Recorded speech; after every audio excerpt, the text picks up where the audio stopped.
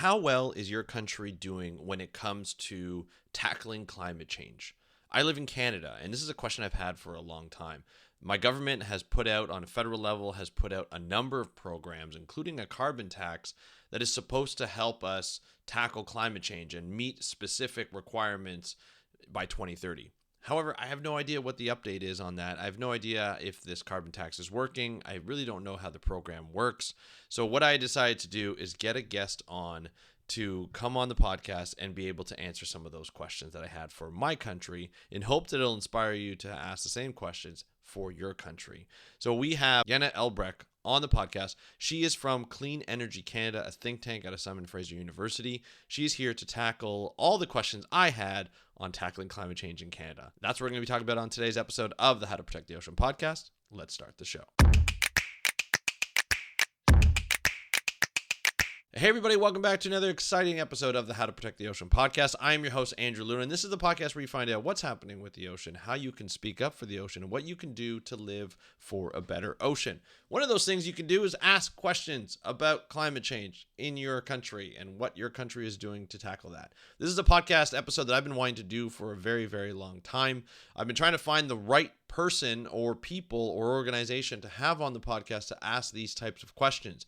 Questions for me in Canada is, well, how does the carbon tax work? How should I go about thinking about the carbon tax? A lot of people think, oh, it's a tax. It's just more money we're giving to the government. But it's supposed to be a revenue neutral program. What does that mean? And how do we really go about thinking about it? What are the ways that you can save money and follow climate change? Is that possible?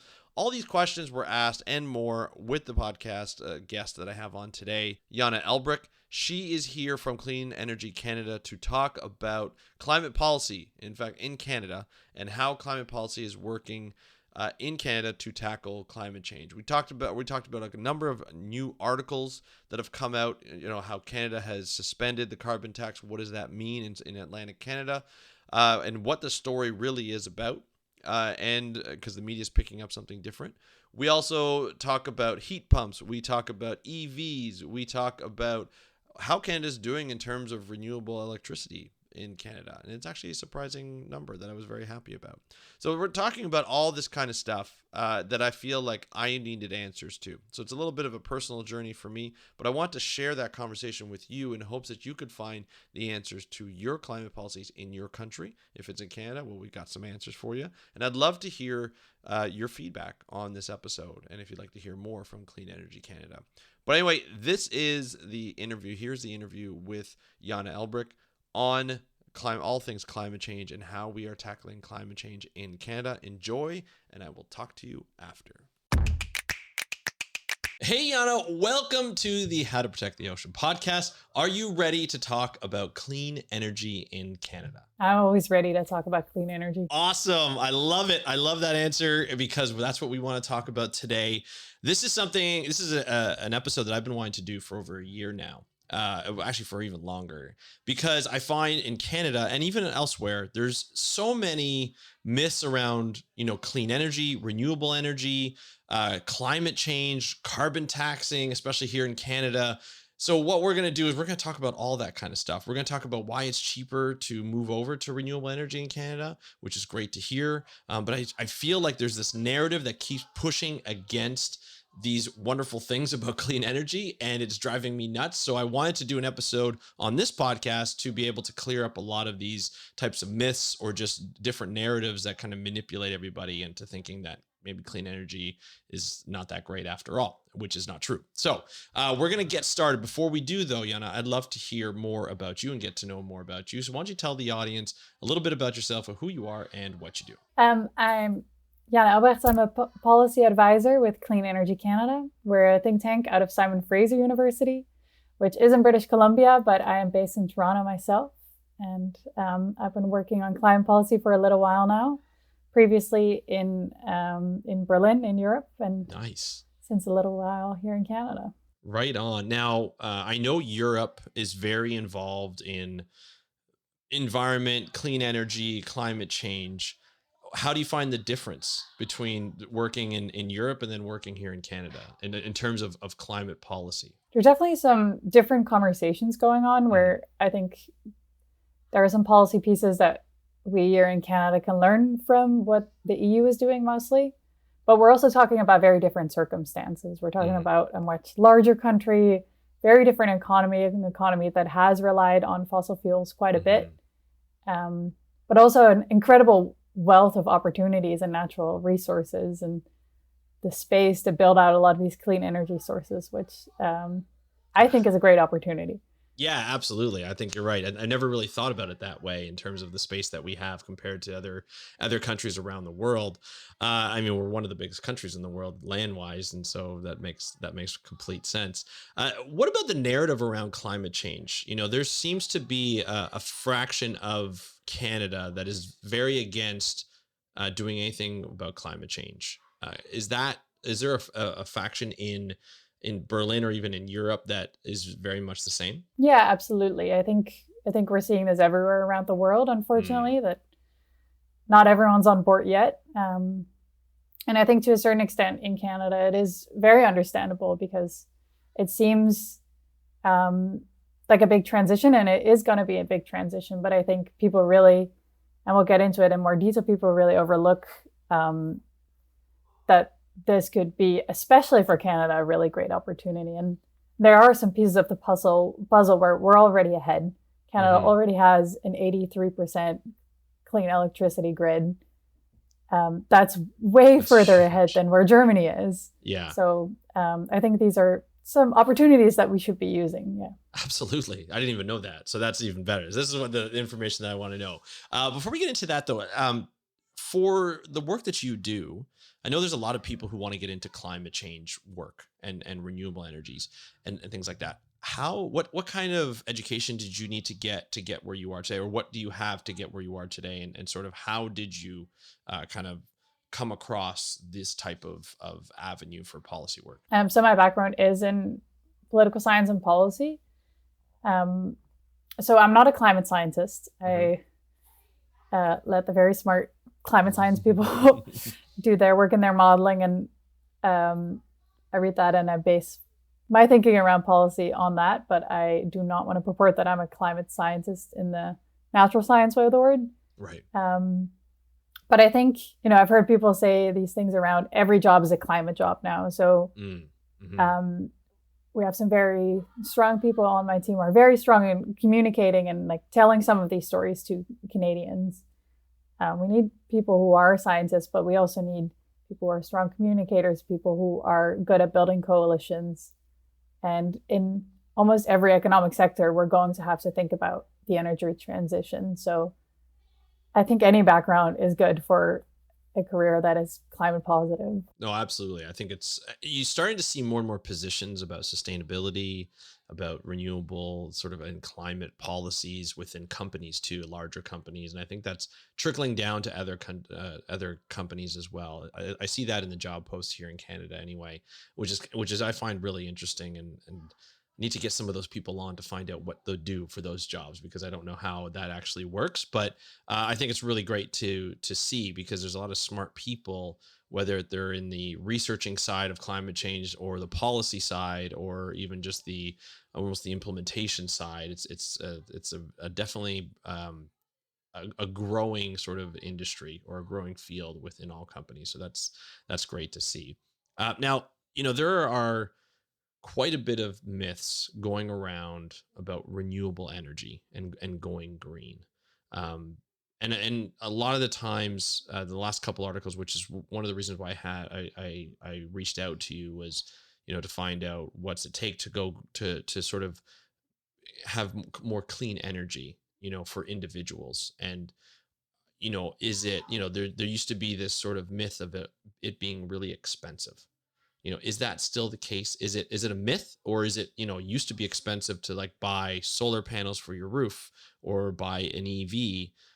Where are we at within like those types of myths? Like, is it too, I guess let's first start off is like, is it too expensive to go like green or go clean energy? Actually, the opposite. And I think this is a myth that we see a lot, that, would be nice to solve the climate crisis, but we're living in an affordability crisis right now, and that comes first. But we've actually recently run the numbers, and we put out this report called A Clean Bill, where we really dug into it and we looked at what if, as a household, you adopt some of these clean energy solutions and you trade in your natural gas furnace for a heat pump, and you get off gas for your water heating and your cooking, and you trade in your gas car for an EV. And we actually found out, and so we did a hypothetical house in the Greater Toronto area, and we found out that they could actually save over $800 a month. That's a lot of money. So on an annual basis, that's almost $10,000. And that is some good grocery money in these times. It's like one grocery shop. It feels like. Yeah, it's $10,000. That's what it costs. No, I'm just kidding. That's a lot of savings that I feel like a lot of people can get. Now, we don't really expect people to have whoever, like, say they're driving a gas powered car and they have it, they've had it for a year or two. We're not expecting them to trade in their car after a year or two to get an EV. But for a lot of people, it's like, if you're looking for a new car, to buy an EV over time, you actually save, like over the year you would save. And then if you trade in if you're buying if you need a new furnace, to get a heat pump is a lot cheaper than getting a furnace in the long run, like what you'd save on a monthly. Is that, and I like, that's essentially what you're saying, or what the report is saying? Yeah, exactly. So in this case, and again, this is one hypothetical household in a single detached home. So the numbers, of course, are going to depend on your exact setup. But we did look at buying that equipment, because a lot of the time, an EV is expensive and is still often a little bit more expensive than a gas car.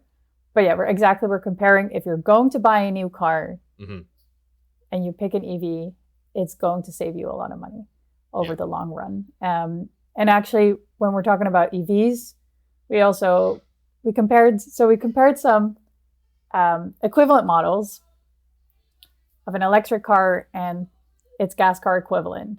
And even in the cases where the EV car is more expensive at the dealership, by those savings, you usually earn back that difference within a year's time.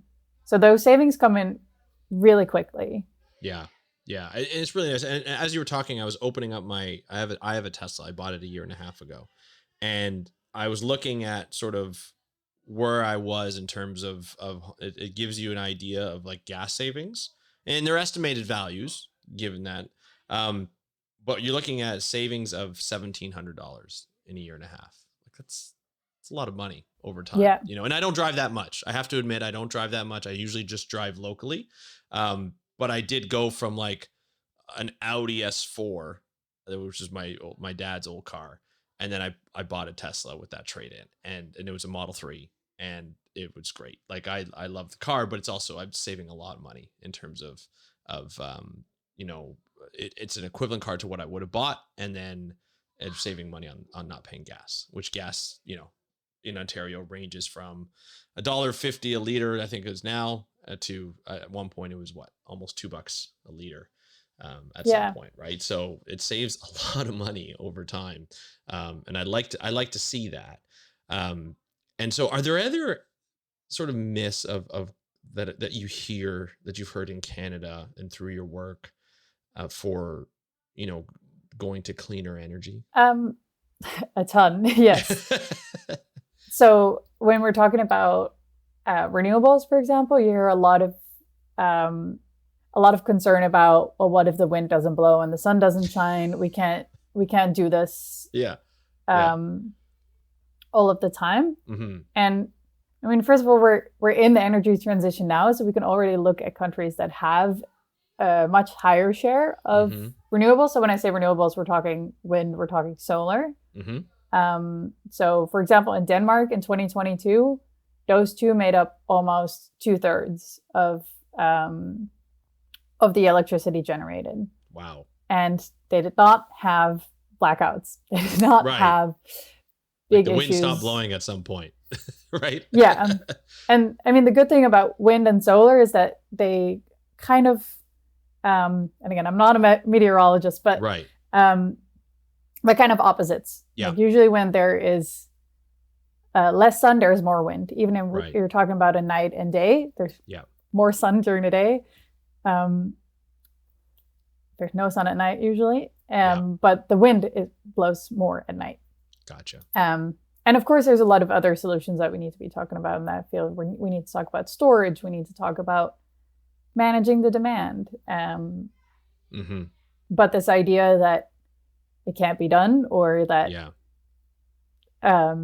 if there's a little cloud that goes in front of the sun, all of our lights and computers are going to go out, that's not realistic. Well, and as an example of that, I watched a YouTube video by a very popular YouTuber who did a YouTube video on a year's worth of data of his own, like anecdotal. He got the Tesla roof shingles on his, or not shingles on his roof, and he broke it all down. And he had battery power, so he had battery storage. And when you start to implement the battery storage in there, he was saying, like, he lives in New Jersey, so New Jersey is not warm all year round. They don't get sun all year round. And he said he never had any problems. He never lost electricity. He never had problems with power. And he's like a YouTuber, so like where computers matter and TV matters and all that kind of stuff. And he never had a problem with any of that. And I'll link to the video in the show notes so people can watch that. But it's a very interesting. He breaks it down from cost. He's very open and transparent about it in terms of like the house square footage and how much it costs. It was a little expensive because it was that type of brand. Although I feel like you can get similar types of quality with different types of brands, and it wouldn't be as expensive. But I thought that was really enlightening to see. Hey, he lives in a very similar climate to myself. And to see, like, in the Toronto area, and to see that people can still have solar roofs and still be able to live off that and not have to worry too much about the electric, like the power grid and losing power and stuff, because the battery's stored in there, so it's using that storage. So I thought it was really interesting, and I'll link to it in the show notes, and I'll send it to you, Jana, just in case you haven't seen it. But I thought it was pretty cool. But just kind of, again, showing more and more people talking about the ability to go clean energy and still be able to survive and get rid of a lot of those questions that people have, or challenges that people say that people are gonna run into. Okay, let's go on. One more myth that you might have to talk about, and then we'll move on to other questions, because there's a lot of questions that I have. Well, I only get to pick one. Okay. I think we've already talked about the cost a little bit, and we'll talk about that more. So instead, I'll choose one that is, if you take into account the production of a solar panel, windmill, an EV, pick your villain, and the end of life waste management, it's actually worse for the climate. Right. This is something that you surprisingly still hear a lot, even though what are called life cycle assessments, they've been done over and over and over again with the same results, that yes, of course, it costs natural resources to produce a solar panel or an EV, but the emissions are in no way comparable to fossil fuel equivalents. And these are all, of course, there's a lot of challenges that we're going to need to be dealing with in a clean energy future. How do we design solar panels so that we know how to manage them at their end of life in a way that doesn't create a lot of pollution? But it's on a whole different level from the current pollution and the current levels of waste that we see in oil sands tailing ponds, or in the creation of any of the fossil fuel equivalents. Yeah, I totally get that, because I've had a lot of debates with people about this. And they always like to say, well, forget the emissions of the actual product. What about the end of life stuff? And I'm like, yeah, but you can't forget the emissions. It's the total product. You got to look at emissions, end of life. You got to look at the whole thing. And the fact is, EVs during their lifetime, they don't have the emissions that a gas-powered car would do, or a gas-powered vehicle. And so that makes a big difference over time. I don't think we realize how much greenhouse gas is produced just through transportation. I think in the US was one of the biggest, wasn't it? Like when you look at some of the emitters, like the big emitters, transportation was a huge thing. And so even cleaning up the the exhaust of a gas powered car could really help in terms of reducing climate change or greenhouse gases. So it's almost a quarter of Canada's greenhouse gas emissions is the transport sector, which is more than not just cars, just our personal cars, but yeah. So that makes a big difference. Yeah. Okay, great. I know you have many more, but I don't want to just focus on the myths, because I want to talk a little bit about the interest for Canadians, because as I mentioned before we started recording, it seems like, every time I post on TikTok about something climate related, I get like the first person to comment, usually within like 5 minutes. So sometimes I wonder if it's an actual person, but usually within 5 minutes, it's like this person who comes on and just like, nope, this isn't right. Climate change is not real. The climate change denier comes in, or, the only reason why people are trying to do something about climate change is so the government can tax and they can make money off of that. There's somebody who's putting up a challenge, and there's somebody who's putting up something that's not true. And it makes you think after a while, and you see Facebook posts and stuff, anytime something's posted and you see the comments, it makes it look like people, like the majority of Canadians, don't like or are not interested in moving towards renewable energy. Is that true? Like, and do you have, like, does Clean Energy Canada have, stats or anything like that, or have you pulled anything to say that's not true or that's true? Yeah, we actually quite regularly run polling through an independent polling agency Canada-wide. Okay. And just this summer, this was a record season for wildfires, right? So, yes. Oh, God, yeah. Climate change is at our doorstep. And we found that over 2/3 of Canadians connect these wildfires to climate change. Mm-hmm. So people are seeing this. And then when we talk about, do we need clean electricity to combat climate change? 59% of Canadians said they agreed that we need clean electricity to combat climate change. And that was this summer, and we'll have some new polling out soon. And can't speak to it yet in detail, but it's, again, it's really good to see that. I think the majority of Canadians, despite what you might read in your TikTok comments, are hopeful about this transition. I think so too. I think so too. But I feel, it just, that perception, right? When people perceive that there's this narrative against it, we've seen political leaders, I'm not going to say who, but we've seen major political leaders in the opposition say, keep talking about how, the carbon tax is just a way for the government to tax more and to make it harder for Canadians to live. And, it's the reason why our groceries are up. It's the reason why, just overall cost of living is up. It's the reason why our housing market is up, is they keep blaming this carbon tax. It's a blame game. Nobody likes to pay tax. Let's be honest. Nobody likes to pay tax. I get it. So let's talk a little bit, in terms of that interest, you start to see that narrative happen.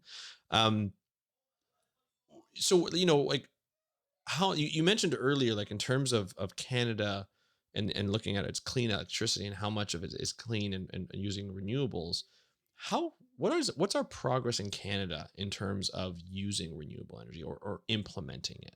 So like I mentioned before, Canada-wide, 83% of the electricity grid is non-emitting.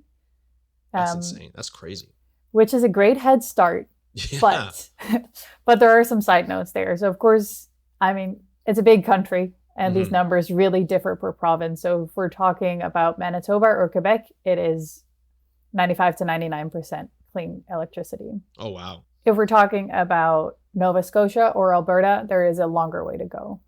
And so the conversations that need to be had on a provincial level are really different per province. And then another piece of that is that a lot of climate solutions rely on electrification. So electric vehicles, electric heat pumps.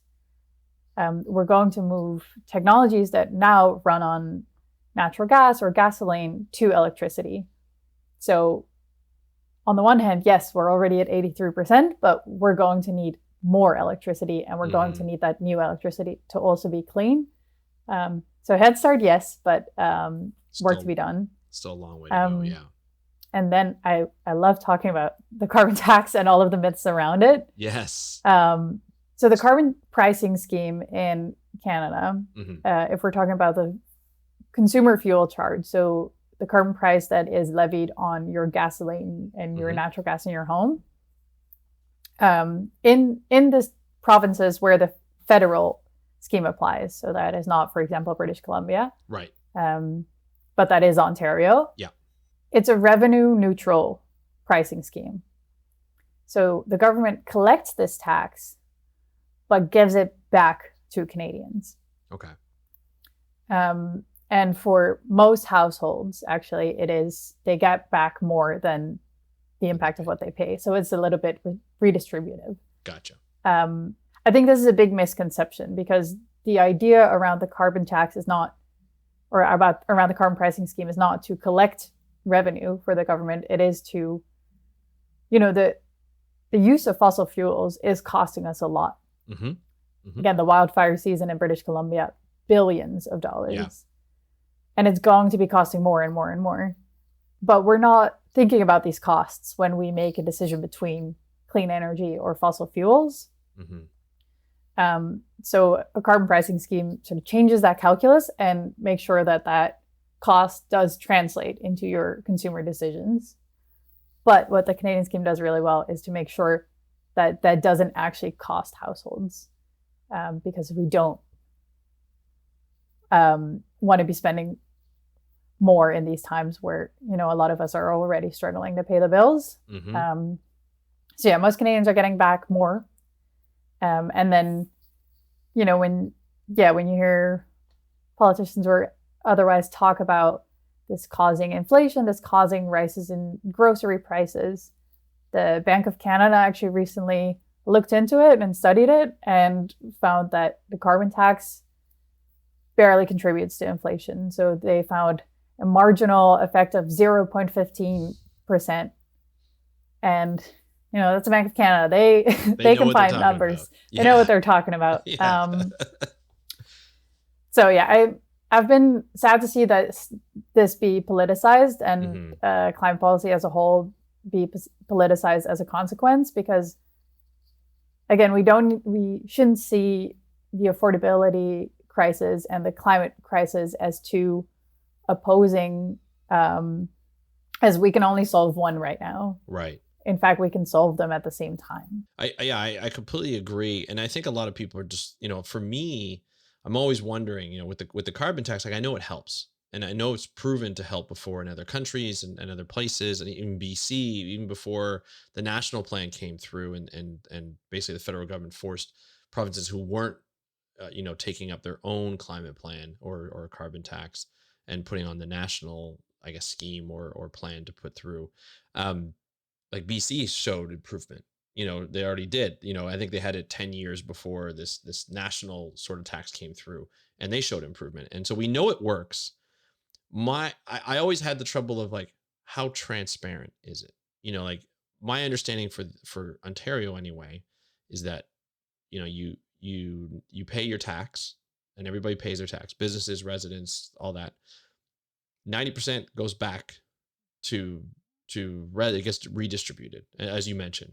A lot of people get it back. Some people get more, depending on how their household is set up or how their business is set up. But 10% of that goes back into the cost of climate change or investing in renewables.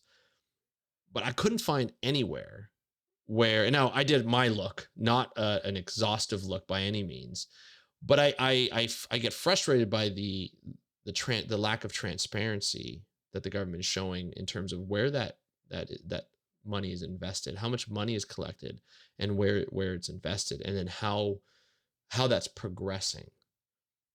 So is there a place that people can go, like whether you're in the country or not, where you can see how the carbon tax money is being spent? Do the governments, provincial or federal, have that set up? Have you come across that? Yes, for the federal perfect government, definitely. But I think what is more important here is Canadian carbon pricing scheme is, as many things in Canadian federalism, a little bit complicated. in that there is the consumer fuel charge that we just talked about, and Yeah. then there is the industrial carbon pricing, so for businesses. And when we're talking about the industrial carbon pricing scheme, actually most provinces have their own scheme. There is only a small number of provinces and territories that rely on the federal system there. So Ontario, Alberta, BC have their own. Quebec has a cap and trade system, and there are guidelines that they need to meet, and they need to meet the federal standard, but they can decide what they do with their own revenue. So, which government to call to ask. That's interesting. Okay, cool. So there is some transparency, and it is complicated. Is there any indication that it's working so far? I mean, we've had the carbon tax in since 2019? Is that when it went into place? Or was it longer than that? I can't remember. Yeah, 2019. Okay, so have there been any kind of show of improvement in like where that money has been going and how and just our climate in general, like our greenhouse gas emissions or so, like how do we, I guess, how do you evaluate how well it's doing? So there is, the Canadian carbon tax is not that old, but there are internationally some carbon taxes that have been in place for a lot longer. So in Sweden, for example, that's one of the oldest ones, and there are some really good economic scientific papers that test this, and I will not bore you with the statistical models. There was a point where I was very interested in these. Yeah, of course. And yes, and they showed a causal relationship between a carbon price and reduced emissions. Okay. So maybe, but yeah, again, it's more about influencing those decisions than it is about the revenue itself. Gotcha. It's influencing the decisions to, like, for even individuals or businesses to move towards more cleaner energy usage to reduce the amount of greenhouse gases that they put through. Because I mean, taxes is an incentive plan, essentially, right? It's the incentive to pay less tax if you do these things. If you follow this type of protocol. Gotcha. Yeah, exactly. Okay, that's great to hear. That's awesome to hear. Now, in terms of there's been a couple of news articles that have come out lately. Obviously, Canada's going through inflation just like many of the other countries. People are complaining of high groceries, just high cost of living in general. Mortgage rates are going up.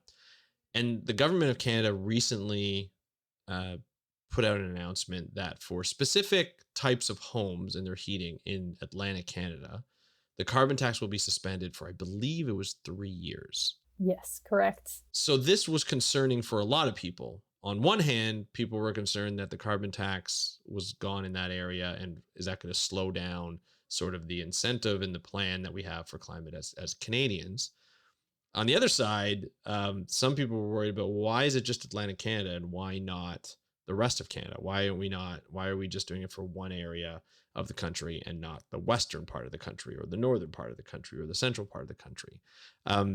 So can you, explain what the effect or the negative effects that could happen by taking away this plan, like by taking away the carbon tax for these types of homes? Like, is it a concern? Yeah, I was pretty concerned by the announcement. Well, actually not by the announcement as a whole, because there was some really good measures in that announcement about heat pump adoption that I want to get back to. Yes. Okay. Perfect. But when it concerned the pause on the carbon price on home heating oil, which applies everywhere that the federal carbon pricing system applies. So that pause also goes for households in Ontario that heat their homes with oil. Okay. But I think it sends the wrong signal, because it sends the signal that heating your home with oil is expensive because the government has put a price on carbon, which is not the case. Right. Heating your home with furnace oil is incredibly expensive, and it is right that people who heat their homes that way are concerned about it. but it's really expensive because oil prices have gone up. Yes. So we have a neat little graph on our website, which I won't try to put into words, but it really shows that the carbon price effect on home heating oil is a tiny sliver, and you just see this mountain of the price of oil itself on top rise out of control. And even with the carbon price pause, heating your home with furnace oil is still a lot more expensive than heating your home with natural gas, even while natural gas still has the carbon price applied. Right. And it is a lot more expensive than heating your home with a heat pump.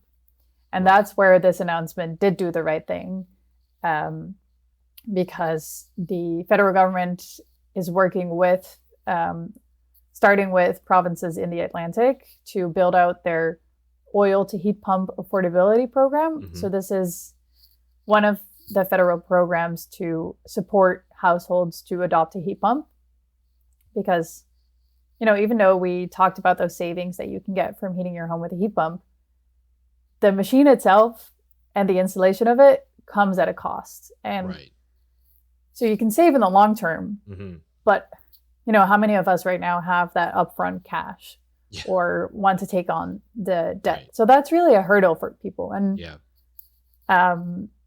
there are more and more government programs that help with this. So the oil to heat pump affordability, if you are now one of the 1 in 5 households in Atlantic Canada who are heating their homes with heating oil, you can get a heat pump for free. So they take away the initial investment. Exactly. Even the installation? It's a rebate. So the rebate goes up to $15,000. Oh, wow. Yeah. That's pretty good. That's huge. Yeah, it's really good. And that should really cover the cost of the heat pump and maybe any electricity upgrades or installation that you need.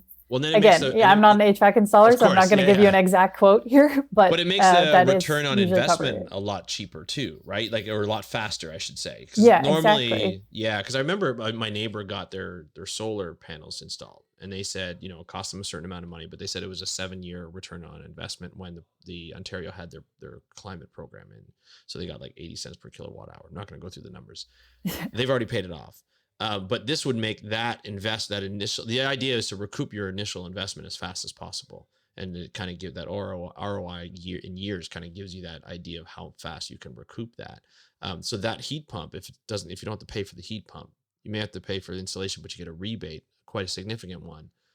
The return on investment must be very, very low in terms of like getting your money back in a certain number of years, which is great because it takes away that initial pause or the initial hurdle to get the heat pump in the first place. Yeah, exactly. Because it's really great if you can make that investment and see those returns over 7 years. But let's be honest, we don't all have the financial breathing room to do that, especially right now. So this is really something where we've seen some governments really come through, and federally, there's a $5,000 rebate for everyone. So that the oil one is dependent on oil and on being below the median income, but the $5,000 is for anyone. Gotcha.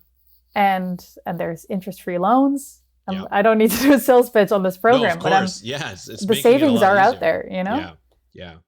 Which makes it helps a lot. That helps a lot, especially with an interest-free loans. That's huge too. So that's good. The idea again is, even though the carbon tax is taken away for certain households who fit that criteria, they can get the technology that not only makes the energy clean, but also a lot cheaper, and for a lot cheaper than you would if you just went and bought a heat pump and went through the installation.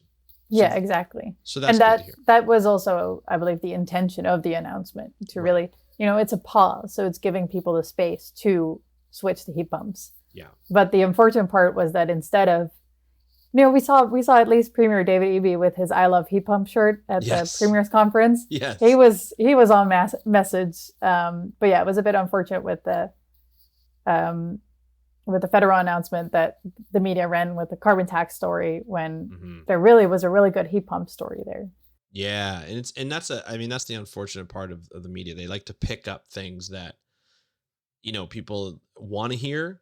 They want to get that narrative out there, but they don't really understand the the context around it and what the benefit of taking the carbon tax away. And again, we think of, and even me, when I first started this interview, I'm thinking of the carbon tax. We're paying money for this. Where's our money going? How is it being redistributed?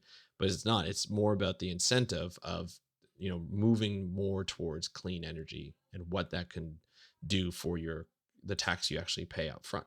It'll reduce the amount of tax you pay up front. So that's good to hear. So that's great to get to.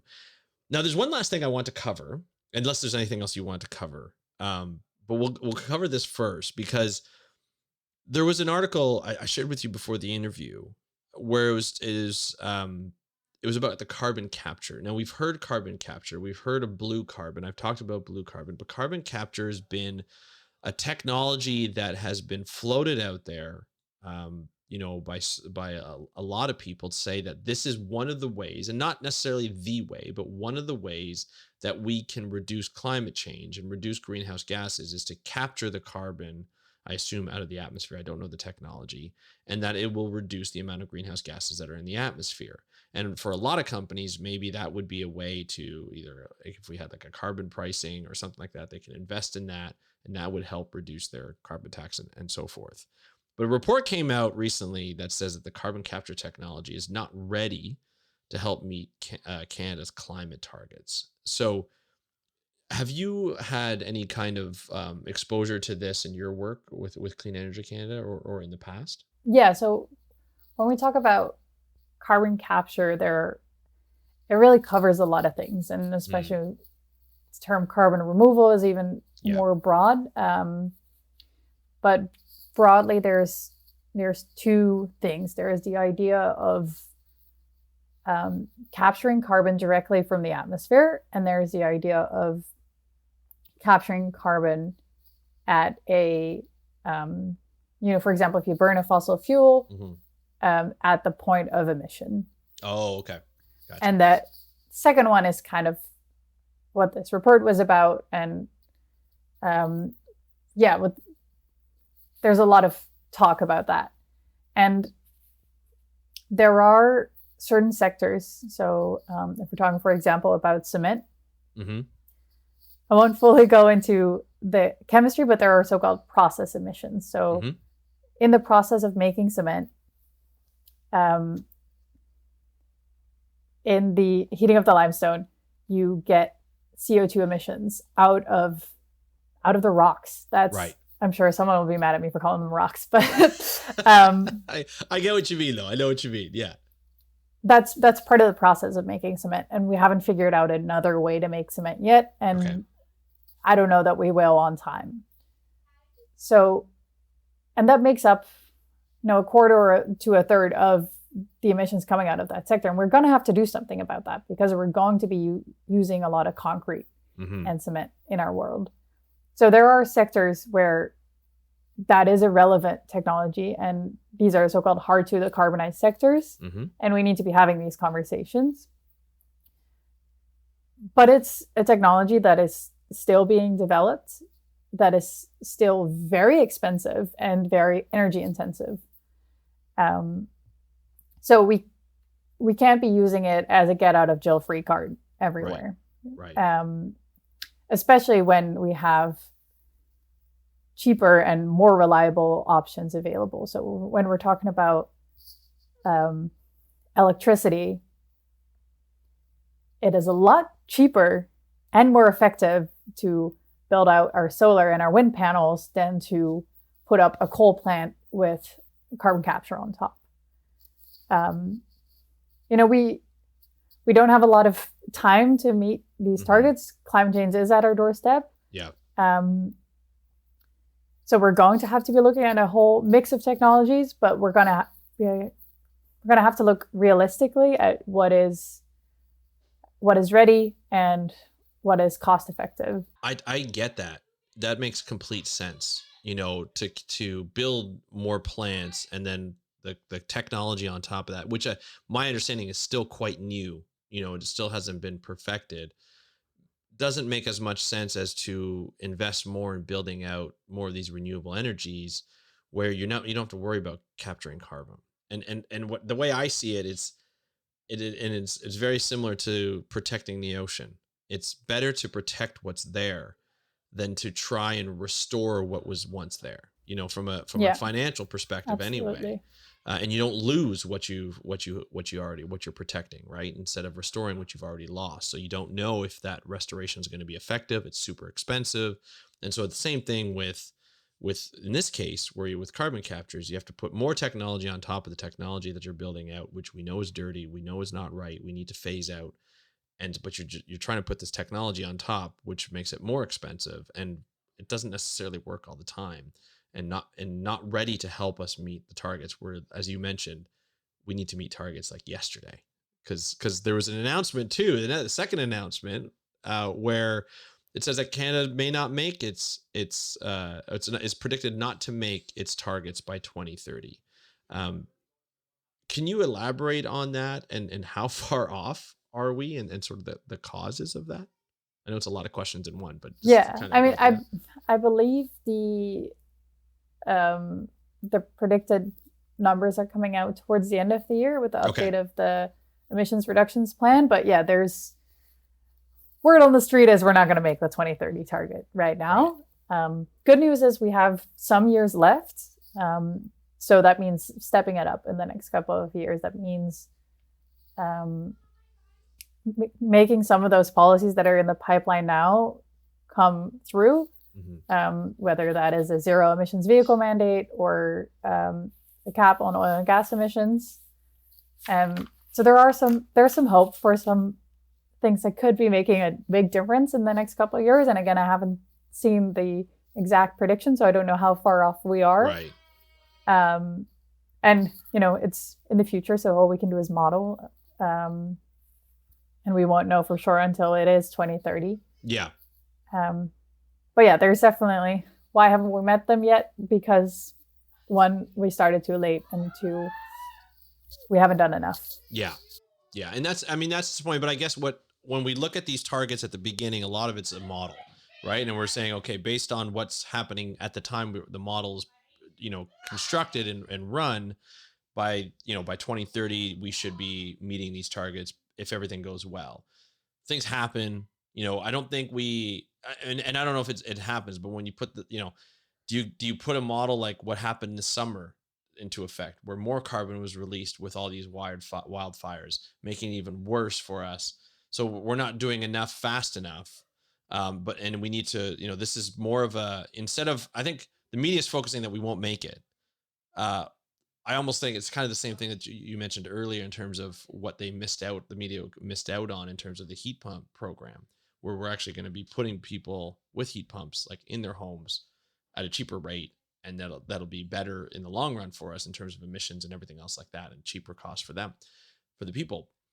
This is almost the same thing. It's like, this is an opportunity to move faster and really start to accelerate and put in more technology that's been advanced since we did these initial predictions, and put it in and move in more faster. And I think that, or at a faster rate. I think that's the story here, is that we need to move faster. We're not going to meet it. We need to move faster and try and meet it, and almost double our efforts, maybe triple or quadruple our efforts. Doesn't necessarily mean that we're going to like increase the carbon tax. All it means is that we need to do more in that area of energy and clean energy. Is that a good assessment? Yeah, I think so. And I think, the conversation has been overly focused on carbon pricing, and it's a good climate policy, but it's one in a suite of climate policies. Right. And it can't get us there on its own.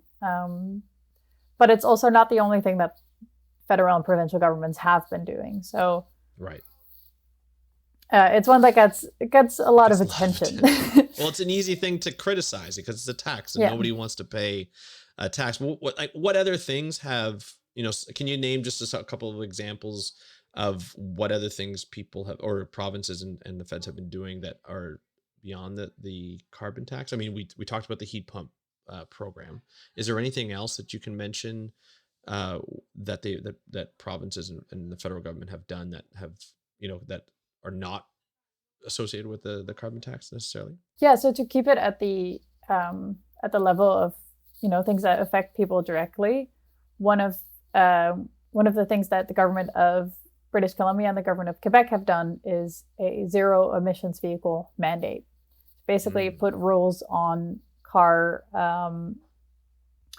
manufacturers of how many zero emissions vehicles they need to put up for sale. And we see immediately that the level of EV adoption in Quebec and in British Columbia is a lot higher than in the rest of the country.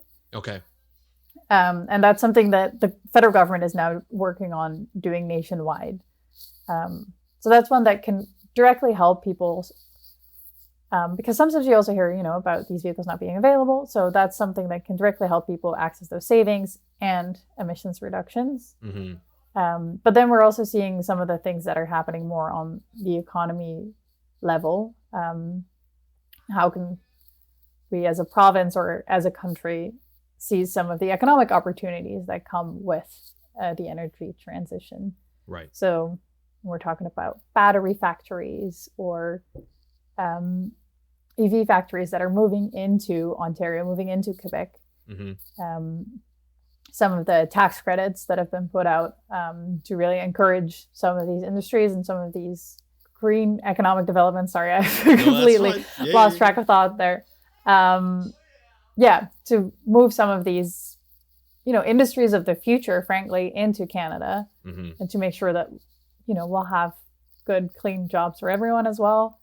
And that we can seize the opportunity that comes with this transition. Yeah, that's great. I'd like to hear that. I'd like to see other things happening and discussing that. I find that it's just not discussed on a level like this where people can get that type of information. So yeah, and I really appreciate you coming on the podcast to discuss this. I feel like this could be the first of many conversations with yourself, maybe other people at Clean Energy Canada as well, to have more of these conversations for people to really understand what it will take and where we are in terms of a progress around moving towards clean energy and sort of trying to tackle this thing we call climate change. It was a very hard summer to take, and I think a lot of people lost focus, and I think a lot of people were disheartened by what happened around the world, not just in Canada. But I feel like more of this type of discussion, positive discussion of change and adaptation and technologies that are already being put in place that we don't even realize, is really important, and opportunities, not looking at, maybe a failure to reach certain targets as a failure overall, but as an opportunity to really start accelerating those plans. And I think that's really important. So yeah, and I really appreciate you coming on the podcast to facilitate this discussion. I think it's a lot of fun, and look forward to having you back on sometime. Thank you so much. Thank you for having me. I love talking about climate policy anytime. So wonderful. That's good. Well, you came to the right place, so this is perfect. Thank you very much, and we'll talk to you next time. Thank you, Jana, for joining us here on the How to Protect the Ocean podcast. It was great to be able to have you on to answer my questions on climate change in Canada, especially around the carbon tax. It really changed the way I think about the carbon tax. And I think I fall victim a lot of the times to the way people in Canada are talking about this carbon tax.